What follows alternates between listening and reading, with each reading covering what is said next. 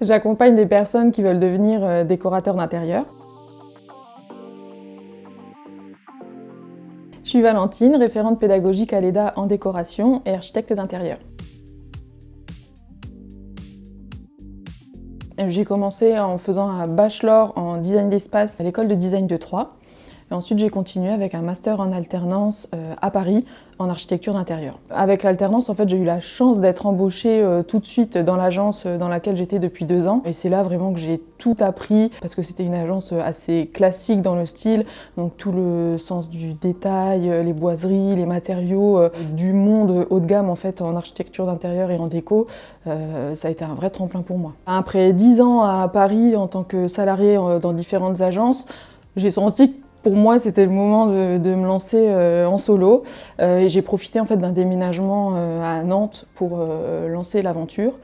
Finalement, au début, c'était beaucoup de travail en freelance pour Paris. Et là, petit à petit, et en revenant à Reims, j'arrive à développer mon activité et avoir des projets de déco et d'architecture d'intérieur.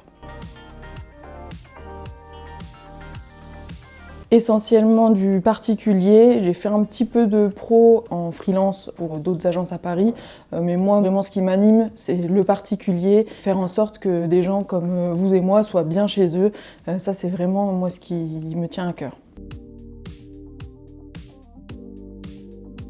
Pour moi, c'est une rénovation complète d'une maison en région parisienne. C'est ma première grosse rénovation, à peu près 130 mètres carrés. On a tout refait et en plus, on a dû redonner du charme à cette maison parce que tout avait été enlevé, les boiseries, alors que c'était une meulière voilà, d'époque.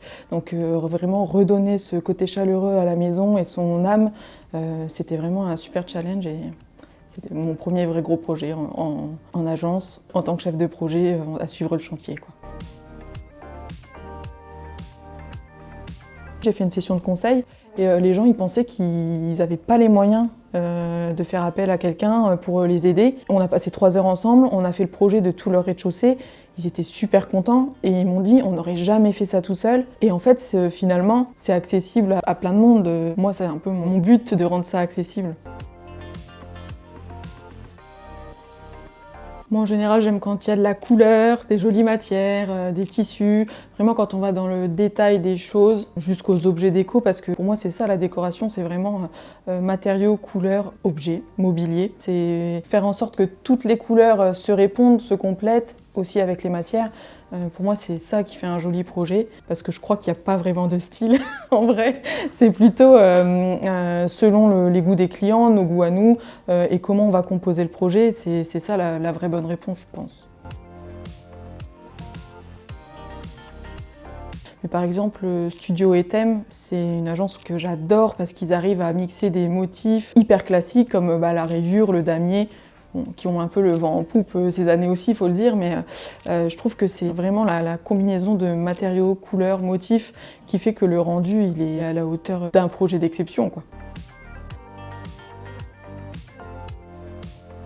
J'accompagne des personnes qui veulent devenir décorateurs d'intérieur. Et du coup, mon rôle, moi je le vois de cette façon, c'est plutôt de les accompagner, de leur donner un maximum de clés sur le métier, sur les compétences à avoir et sur la réalité du métier sur le terrain, de façon à ce qu'ils puissent se lancer ensuite, que ce soit en tant que salariés ou à leur compte, sans aucun complexe, qu'ils se sentent crédibles dans leur nouveau métier.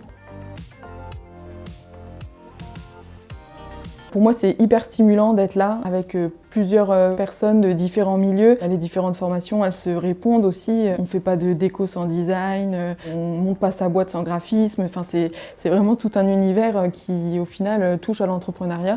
Et je trouve que c'est hyper intéressant les échanges qu'on peut avoir sur le plateau avec tous les autres référents pédagogiques. Je lui dirais qu'il faut se faire confiance et persévérer. Même si c'est difficile, parce que évidemment ça va l'être. Surtout quand on apprend un nouveau métier, il y a tout un tas de compétences. Le dessin c'est difficile, le dessin technique c'est difficile. Tout l'aspect technique qu'on peut rencontrer, parce que c'est un métier de terrain, il faut bien le dire. Évidemment ça va être un long parcours, mais il ne faut jamais rien lâcher, parce qu'on finit toujours par y arriver. La preuve... Avec mon expérience à mon compte, au début ça a été difficile et puis là je commence à voir que ça apprend et que mon activité elle va se développer, donc c'est une bonne chose.